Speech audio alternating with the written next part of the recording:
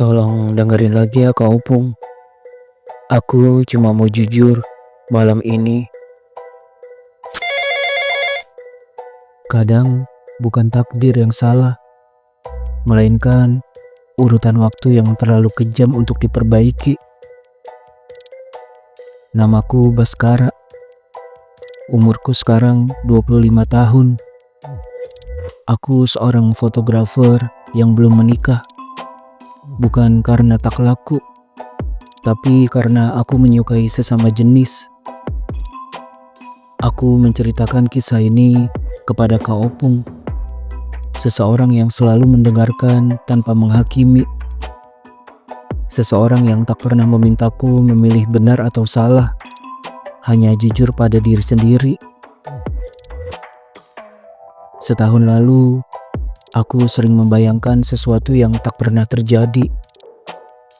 Bagaimana kalau aku bertemu Dimas lebih dulu sebelum Lita hadir dalam hidupnya? Bagaimana kalau kami saling jatuh cinta sebelum ada cincin, sebelum ada janji pada orang lain? Mungkin semuanya tak akan serumit ini. Aku mencintai Dimas dengan cara yang tak pernah aku pelajari sebelumnya. Tapi aku tahu dia masih sangat mencintai Lita. Kami menjalin hubungan diam-diam, di balik senyum tetangga, di balik sapaan sopan setiap hari, di balik kehidupan rumah tangga yang terlihat sempurna dari luar. Aku tahu posisi Dimas tidak aman. Aku tahu jika Lita tahu, Dimas akan kehilangan segalanya. Pekerjaannya, hartanya, semua yang ia dapatkan dari bantuan ayah Lita. Dan ayah Lita seorang jenderal. Aku bahkan tak sanggup membayangkan apa yang akan terjadi jika ia tahu menantunya berselingkuh dengan tetangganya sendiri. Malam itu, aku melamun sendirian, duduk di sofa. Kepalaku penuh seadanya. Ketukan pintu membuyarkan semuanya. Aku sempat berpikir itu Dimas. Mungkin ia kembali karena rindu, karena tak bisa tidur tanpa kabar dariku. Namun saat pintuku buka, bukan Dimas yang berdiri di sana. Adrian, ucapku kaget. Wajahnya terlihat lelah, matanya sembab, di tangannya sebuah koper kecil. Bang Bas, ucapnya pelan. Aku boleh nginep di sini nggak? Aku udah 3 bulan belum bayar kos, jadi aku disuruh keluar malam ini juga. Adrian, usianya 20 tahun. Salah satu model pria yang sering kupotret. Aku menyukai kontur wajahnya. Rahangnya tegas, tatapannya kuat. Karakter yang selalu kucari untuk karya-karyaku. Ya ampun Dri, kenapa gak cerita ke aku? Kan aku bisa bantu, kataku refleks. Aku gak enak, udah sering ngerepotin Bang Bas. Jawabnya jujur. Ya sudah, ayo masuk, kita obrolin di dalam. Di ruang tamu, Adrian akhirnya bercerita tentang hidup yang tak semulus feed media sosial, tentang putusnya ia dengan model cantik Wilona. Wilona suruh aku cari kerjaan tetap bang, biar bisa nabung dan beli rumah katanya. Tapi kan cari kerja gak segampang itu. Dia gak sabar, akhirnya minta putus. Aku mendengarkan, pelan, tanpa menyela. Kamu yang sabar ya, dan tetap semangat. Kalau kamu fokus di modeling, abang yakin kamu juga bisa sukses. Masalahnya, kamu jadi model aja mau-mau enggak. Harus serius, Dri. Kamu udah 20 tahun, harus mulai mikirin masa depan kamu. Apalagi kamu anak rantau di sini. Iya bang, iya. Bang Bas kenapa jadi kayak bokap sih ngomongnya? Katanya kesal. Aku tersenyum. Kamu kan udah abang anggap adek. Kamu udah makan belum? Abang bikinin mie instan rebus ya. Masih kenyang bang. Kalau boleh, aku pingin istirahat. Baiklah, kamu langsung ke kamar tamu sana. Aku menambahkan bercanda. Eits, ingat, sebelum tidur baca doa dulu. Biar nggak jalan-jalan kalau lagi tidur. Aku tak tahu, candaan itu akan jadi kenyataan. Malam itu aku tidur lelap.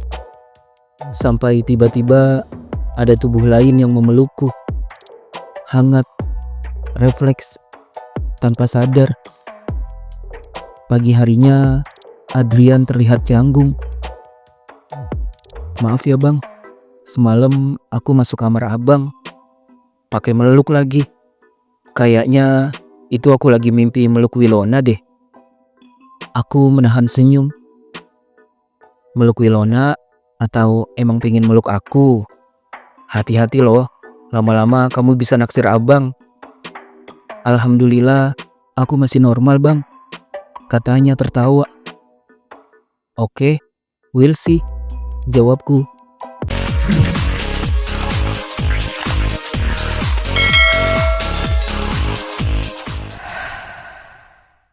Hari itu, aku mengajaknya ikut kerja. Oh iya, hari ini kamu ikut aku ya. Aku ada kerjaan di daerah Pik. Daripada kamu di rumah sendirian. Boleh bang, sekalian cuci mata lihat cewek-cewek cantik. Di sini liatnya Bang Bas terus. Sejak hari itu, Adrian sering bersamaku, membantu, mengamati, memberi masukan soal pose dan kostum. Aku sadar, dia sebenarnya punya bakat besar. Suatu hari, ia bercanda. Bang, tadi aku perhatiin, kayaknya model cowoknya naksir abang tuh. Dia ngeliatin Bang Bas terus. Terus? Kamu cemburu gitu? Enggak lah, masa cemburu? Maksudku, Bang Bas kan udah lama jomblo. Abis putus dari siapa tuh? Model bule Depok. Temi ya? Abang cari lagi lah yang baru, ujarnya. Ngapain cari jauh-jauh? Ini di sebelah abang juga bentar lagi naksir abang, candaku. Bang Bas bercanda mulu kalau ngomong sama aku. Serius kenapa sih? Rengeknya. Abis kamu enak dibecandain, gak pernah marah, balasku. Tanpa sadar, aku mulai jarang memikirkan Dimas. Sampai suatu malam, pintu rumahku terbuka begitu saja. Maaf Bas, aku ganggu ngobrol kalian ya. Tadi pintunya nggak dikunci, jadi aku main masuk aja. Dimas berdiri di sana dengan penampilan barunya. Dimas baru memotong rambutnya, yang membuatnya terlihat semakin fresh dan tampan. Aku memperkenalkan Adrian. Ini Adrian, salah satu modelku. Kebetulan dia lagi nginep. Adrian dengan sigap memperkenalkan diri. Oh iya, aku Adrian. Salam kenal bang. Suasana berubah kaku. Aku meminta Adrian masuk kamar. Udah malam Dri, tidur sana, pintaku. Oh iya, kok aku tiba-tiba ngantuk ya? Jawab Adrian memahami situasi. Begitu Adrian pergi, Dimas bertanya pelan. Dia siapa Bas? Manja banget sama kamu. Kan tadi aku udah bilang, dia modelku. Udah aku anggap adik. Kenapa sih sayang? Kamu cemburu? Pacarku lagi sensi nih kayaknya. Dia kamu anggap adik. Terus aku kamu anggap apa? Kamu itu pacarku tersayang. Udah jangan ngambek lagi. Aku mengecup keningnya. Aku kangen sama kamu, ucap Dimas. Mau ulangi lagi yang malam itu nggak? Aku menatapnya lama, terlalu lama untuk ukuran dua orang yang seharusnya menjaga jarak. Kamu mau ulang lagi yang malam itu? Ucapku pelan, nyaris berbisik. Dimas tidak langsung menjawab. Matanya turun sebentar, lalu kembali menatapku. Ada ragu di sana, ada takut, tapi juga ada sesuatu yang lain. Sesuatu yang sama persis seperti yang kurasakan. Aku tak ingin memberinya waktu untuk berpikir terlalu jauh. Tanganku refleks meraih pergelangan tangannya. Hangat, nyata.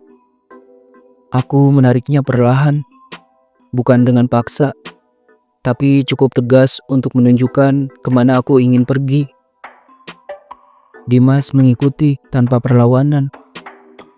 Langkah kami menuju kamar terasa cepat, padahal sebenarnya lambat. Setiap detik seperti ditarik panjang. Pintu kamar tertutup di belakang kami, meninggalkan dunia luar di sisi lain. Di dalam kamar, aku berhenti, menatapnya, seolah bertanya sekali lagi, tanpa kata. Dimas mendekat. Jarak di antara kami menghilang. Aku memeluknya.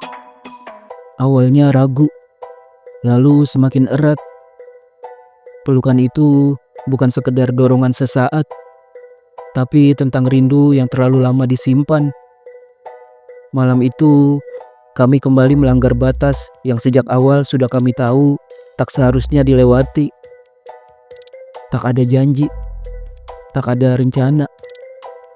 Hanya dua orang yang memilih diam-diam saling mengerti, meski sadar resikonya terlalu besar.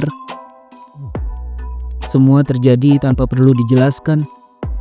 Cukup keheningan kamar, nafas yang saling menenangkan, dan perasaan yang semakin sulit dikendalikan. Setelahnya, aku tetap memeluknya. Lebih lama dari sebelumnya.